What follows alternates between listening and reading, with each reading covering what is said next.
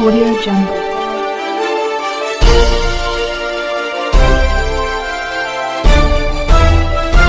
Audio Jungle. अभी आप देख रहे हैं कंचन न्यूज। इसे लाइक शेयर सब्सक्राइब करना ना भूलें ताकि न्यूज का नोटिफिकेशन सबसे पहले आपके पास पहुंचे। अब चलिए खबरें विस्तार से। भाई ये लोग कौन सी बात करते हैं?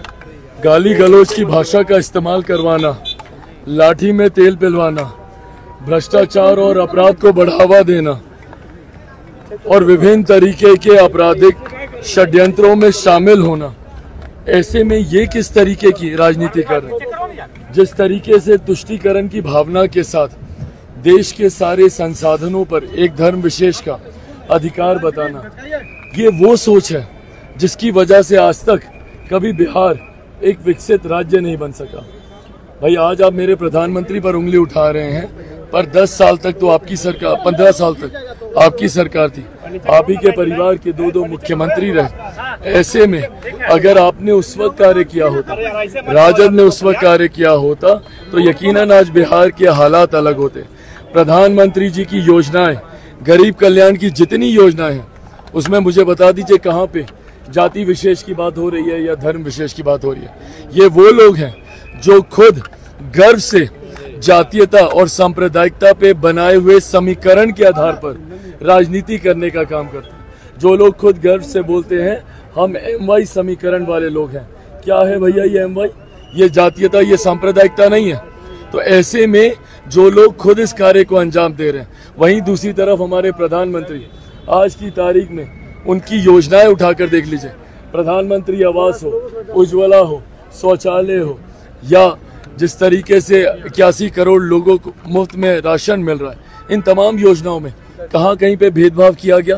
कहीं ये तो नहीं देखा गया कि भाई ये हिंदू का घर है, ये मुसलमान का घर है।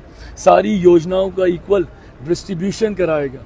पर दिक्कत ये है ना कि हार के डर से अब ये महागठबंधन वाले लोग बौखलाने लगे हैं।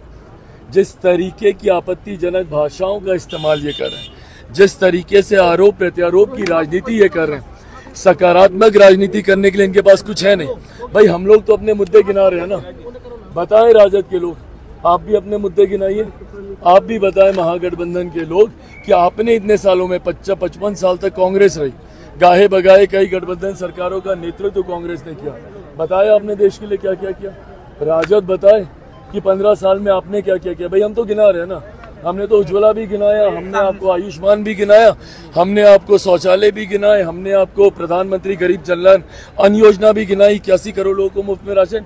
ये तो वो हम लोग सरसरी निगाहों से उन योजनाओं का जिक्र कर रहे हैं जिसका लाभ सीधा जा रहा है। अभी किसान योजना के माध्यम से जिस तरीके से उनके बैंक में डायरेक्ट ट्रांसफर हो रहा है किसानों के खाते में, ये वो योजना है। इसके अलावा कई ऐसी योजनाएं हैं जो सीधा गरीब परिवार को प्रभावित कर रही हैं। परिणाम स्वरूप 25 करोड़ लोग गरीबी रेखा से बाहर निकले।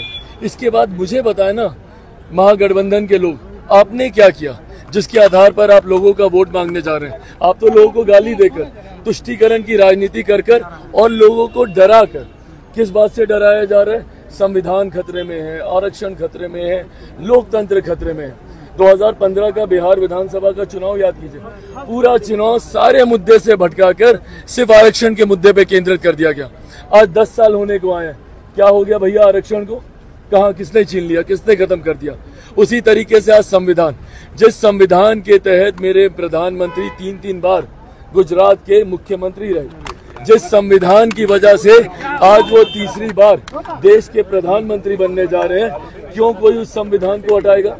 और भाई मेरे नेता, मेरे पिता हमेशा पहरेदार की तरह रहे हैं हर उस सरकार में।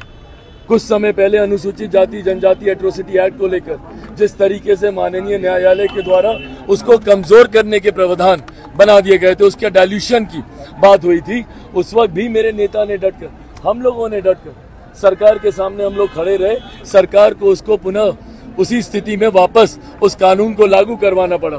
2 दिन का लोकसभा राज्यसभा हम लोगों ने उस वक्त एक्सटेंड कराया था। आज जो लोग बोलते हैं संविधान लोकतंत्र का खतरा, मैं बोलता हूं भैया, और मैं मेरे नेता, मेरे पिता आदरणीय रामविलास पासवान जी के संघर्षों की कसम खाकर ये बात बोलता हूँ कि जब तक चिराग पासवान जिंदा है, ना संविधान को कोई खतरा, ना आरक्षण को कोई खतरा है। हेड ऑफ द गवर्नमेंट है मेरे प्रधानमंत्री, हर मन से वो भी इस बात को कह चुके हैं, हर मन से मेरे गृह मंत्री इस बात को कह चुके हैं, पर उसके बावजूद डराने की राजनीति महागठबंधन करता है, कभी लाठी का डर दिखा के तो कभी ऐसी बातों का।